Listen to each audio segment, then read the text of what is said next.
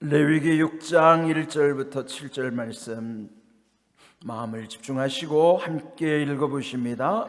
여호와께서 모세에게 말씀하여 이르시되 누구든지 여호와께 신실하지 못하여 범죄하되 곧 이웃이 맡긴 물건이나 전당물을 속이거나 도둑질하거나 착취하고도 사실을 부인하거나 남의 잃은 물건을 줍고도 사실을 부인하여 거짓 맹세하는 등 사람이 이 모든 일 중에 하나라도 행하여 범죄하면 이는 죄를 범하였고 죄가 있는 자니 그 훔친 것이나 착취한 것이나 맡은 것이나 잃은 물건을 준 것이나 그 거짓 맹세한 모든 물건을 돌려보내되 곧 그 본래 물건의 5분의 1을 더하여 돌려보낼 것이니 그 죄가 드러나는 날에 그 임자에게 줄 것이요 그는 또 그 속건 제물을 여호와께 가져갈지니 곧 네가 지정한 가치대로 양떼 중 흠없는 수양을 속건 제물을 위하여 제사장에게로 끌고 갈 것이요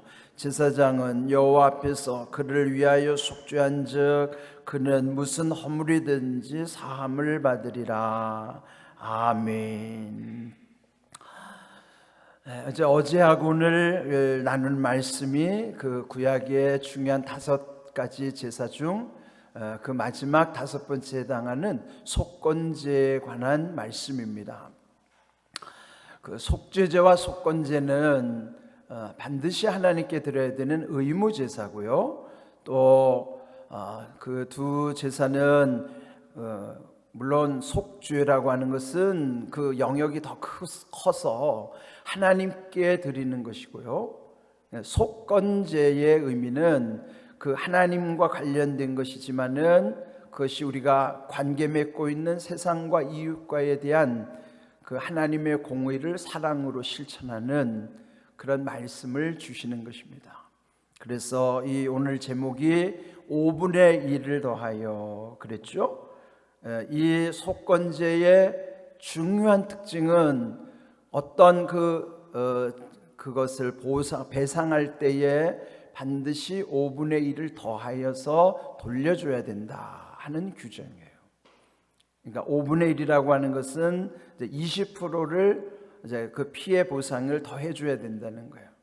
이를테면 만약에 100만 원의 피해를 입혔다면 100만 원은 물론이고 거기 20%를 더하여 120만 원을 물어줘야 된다 하는 것이죠. 이제 우리가 신앙생활에서 조금 오해하면 안 되는 것이 모든 것이 하나님과만이 하면 된다. 물론 그렇습니다. 신앙은 하나님과의 관계지만은 하나님은 반드시 이웃을 돌아보게 하시는 거예요. 마태복음 22장에 보면 율법사가 예수님 시험하는 장면이 나오죠.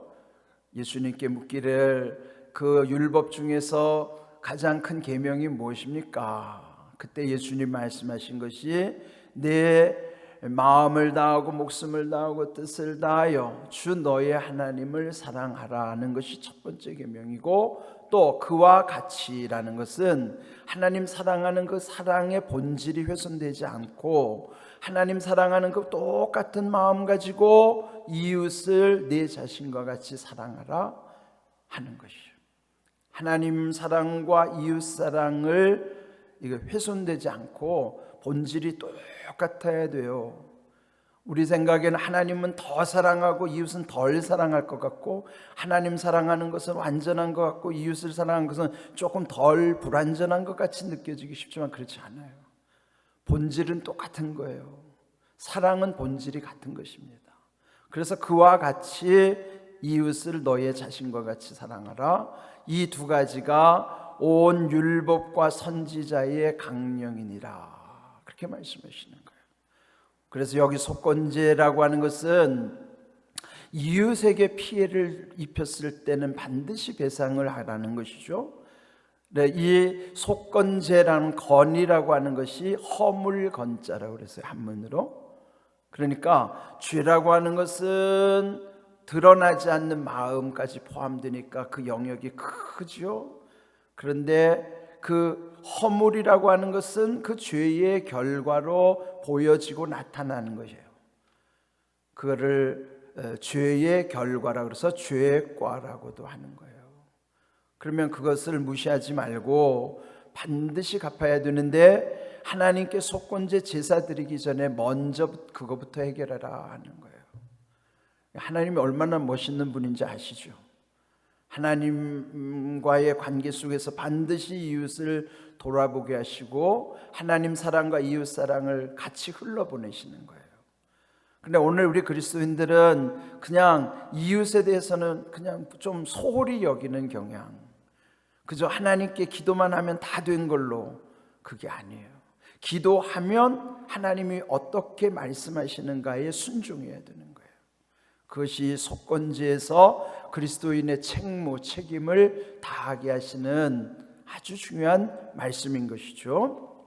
자, 그렇다면 오늘 이 말씀 2절에 보시면 아주 중요한 말씀이 있어요. 누구든지라는 거예요. 얘는 이웃과 살면서 때로는 원치 않게도 피해를 줄 수도 있지만 의도적으로 피해를 입힐 수도 있는 거예요.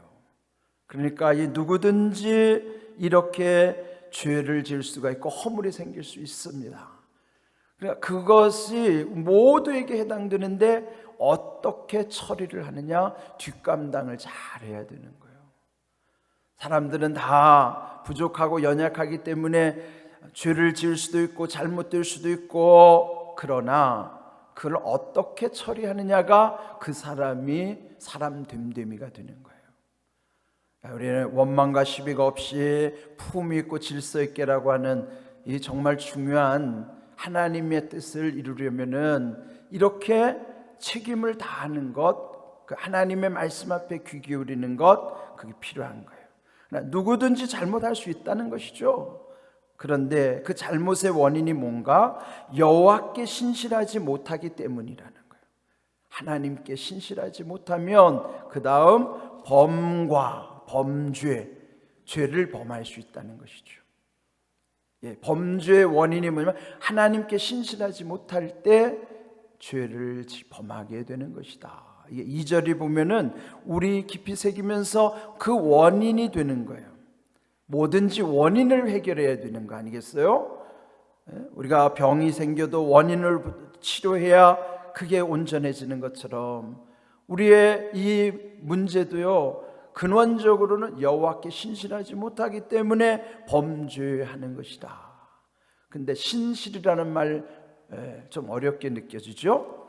신실이라는 말은 또 하나의 어려운 순우리말이 뭐냐면 미쁘다라고 하는 뜻이에요. 미쁘다나 신실하다는 말은 똑같은 뜻인데 신실은 한문이고 미쁘다는 건 우리 순우리말이에요. 신실은 한문으로 하면 믿을 신자와 열매 실자예요. 그 믿음이라는 것은 보이지 않는데 열매로 드러나면 보이는 거죠. 그래서 똑같아야 돼요. 내 믿음이 열매로 나타나는 것, 그게 신실이에요. 하나님께 대한 믿음이 이 세상과 이웃에게 그 열매로, 결과로 드러나야 되는 거예요. 신과 실이 연결돼야지만 그게 온전한 믿음으로 가는 것이죠. 그런데 그게 안 될 때, 믿는다고 하면서도 실이 안 되는 거예요. 열매를 맺지 못하는 거예요. 그러면은 이렇게 잘못되기 쉽잖아요. 우리는 항상 신실해야 됩니다. 하나님께 대한 믿음이 세상과 이웃에 대해선 선한 열매로 나타나도록 신과 실의 관계가 이루어지면 그럴 때 잘못을 범하지 않는 것이죠. 근데 이게 안 되니까 범죄하게 된다. 특별히 이웃과의 관계에서 어떤 일인가? 2절 구체적으로 말씀하시죠. 이웃이 맡긴 물건, 전당물. 전당물이나 맡긴 물건 비슷한 것이지만 전당물은 자기가 아쉬워서 돈을 좀 차용하기 위해서 맡긴 게 전당물이고, 여기 앞에 맡긴 물건은 옛날에는 멀리 여행을 하려면요 이웃에게 중요한 걸 좀 맡기고 가야 되는 거예요. 가져갈 수 없으니까 어디 멀리 출타할 때는 이것 좀 우리 돌아올 때까지 좀 맡아주세요, 이제 이런 거죠. 그런데 그 맡긴 물건이나 전당물을 때로는 자기 탐심, 욕심이 생겨서 그걸 속이거나 또는 도둑질하거나 착취하고도 자기가 알고 있는 그 사실을 부인하는 거예요. 근데 혹시 잃어버릴 수도 있어요. 그렇더라도 책임은 져야 되는 것이죠. 또 3절 더 구체적으로 남의 잃은 물건을 죽고도 사실을 부인하여 거짓 맹세하는 등 사람이 모든 일 중에 하나라도 행하여 범죄하면 그 중에 하나라도 어기게 되면 그 죄가 된다는 것이죠. 그 다음 4절 이는 죄를 범하였고 죄가 있는 자니 거기 그 훔친 것, 착취한 것, 맡은 것, 잃은 물건 주운 것. 여러분 이거 주운 물건도 자기 게 아니에요. 요즘 우리나라도 이제 법이 강화돼 가지고 주운 물건을 자기 것으로 가지고 오면 그것도 범죄입니다. 네? 얼마 전에 어떤 분이 김치 냉장고 중고로 샀는데 그 밑에 바닥에 보니까 1억이 넘는 현찰이 들어있는 거 여러분 뉴스를 들으셨죠? 그분이 돌아가셨는데 그분이 참 대단한 그 중고 김치 냉장고를 사신 분이 참 정직한 분이에요. 저는 그분이 크리스찬이라고 믿는데 그런데 그 1억이 넘는 1억 1,000만 원인가 얼마나 됐는데 그 순간에 얼마나 유혹이 생겼어요. 야 김치 냉장고를 샀더니 보너스로 이렇게 많은 돈을 그렇게 하고 그냥 퉁칠 수도 있겠죠. 아무도 말 안 하면 그거 누구도 모르는 거예요. 그거. 그런데도 그걸 신고한 거예요. 그거 얼마나 정직한 거예요. 근데 그게 만약에 문제가 되면 그거는 그 죄가 되는 것입니다. 그것도 이와 같이 주운 거라도 그걸 내 것으로 취급하는 게 아니에요. 우리나라도 이제 문화가 아주 상당히 높아져 가지고요, 의식도 수준이 높아져서 남의 거 함부로 손대지 않는 문화, 참 우리나라도 이제 참 멋있게 이렇게 발전해가는 모습을 보죠.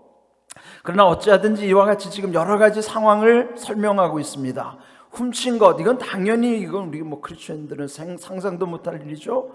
이건 몰래 훔친 것이지만 착취는 자기 권력이나 이런 걸 빌미로 해서 남의 것을 강탈하는 것, 또 잠시 맡아둔 것이나 남이 이런 물건 주운 것이나 그런 것이 마치 자기 것처럼 탐심이 동하여 그 거짓 맹세한 모든 물건,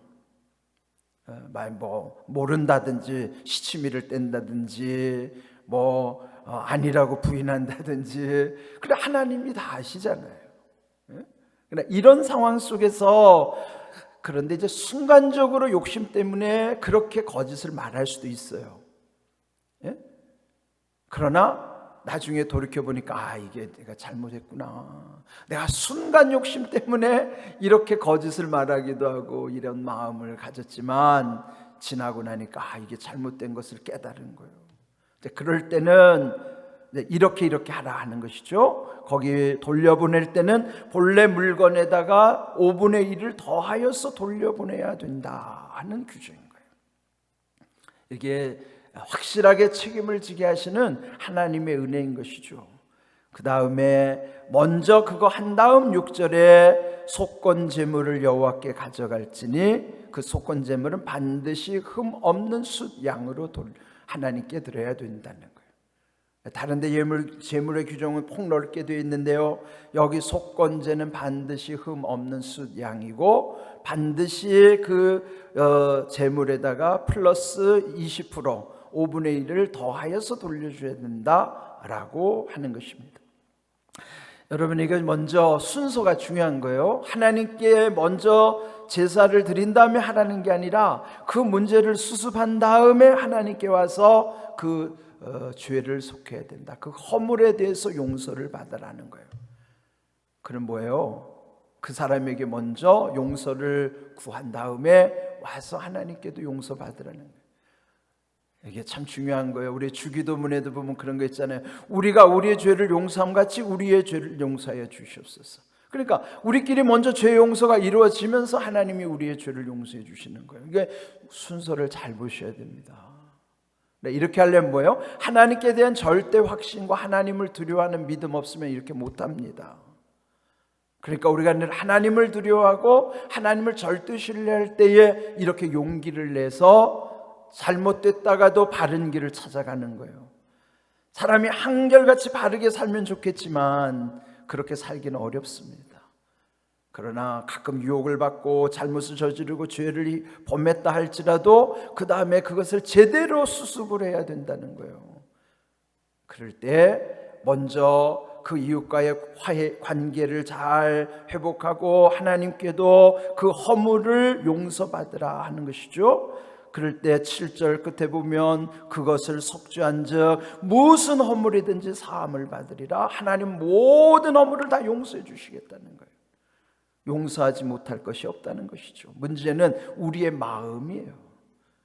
우리 마음이 거짓으로 한다든지 그냥 대충 한다든지 이건 하나님을 업신여기는 거예요. 하나님이 우리 중심을 다 아시잖아요. 그러니까 이게 얼마나 우리의 믿음이 바로 서면은 크리스찬의 모습이 얼마나 멋있다는 걸 알죠. 절도 있죠. 그러니까 믿을 수 있는 거예요. 이런 그리스도인을 믿을 수 있는 것입니다. 여러분 기억하십시오. 오늘 주신 말씀 5가지 제사 중에 이 마지막 속건제는 결국 하나님 사랑, 이웃 사랑이 하나라는 사실을 알려주시는 거예요. 우리가 이렇게 살아간다면요, 왜 세상으로부터 손가락질을 당하겠어요? 우리가 이런 귀한 그리스도인의 거룩함의 모습은 하나님이 주시는 귀한 마음이요, 또 그리스도를 닮아가는 거룩함의 삶의 태도인 것입니다. 이런 귀한 은혜를 우리가 늘 지향하면서 향하여 그렇게 우리가 살아가는 거예요. 그런 은혜를 늘 사모하면서 그 모습 되기를 주님의 이름으로 축복합니다. 아멘.